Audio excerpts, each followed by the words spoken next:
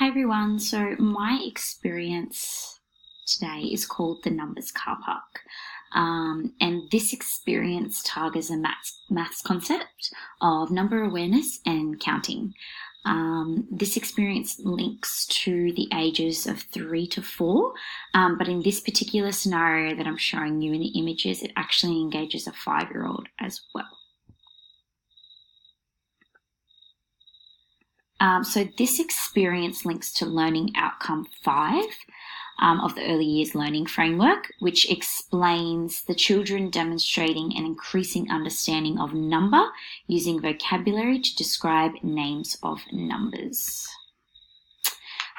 So the main focus on play here with the Numbers Carpark is that it allows exploration without an educator interfering, and it is child-led, so it's something that you can place in a play environment, and because it is an open-ended resource, it allows the children to create their own ideas. So it can be used with other resources other than cars as well, anything that allows them to count or to match or to sort. So it is a simple and easy resource to make and can really be placed anywhere. It follows children's specific interests as well. So if you've got some children that are interested in cars, it's a great way to introduce a maths concept to them.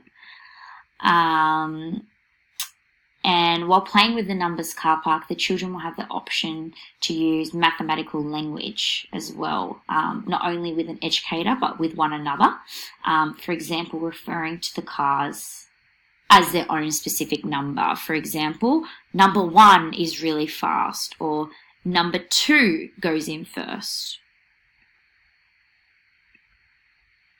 And because the Numbers Carpark can be used with more than one child, it actually encourages collaboration and scaffolding to take place.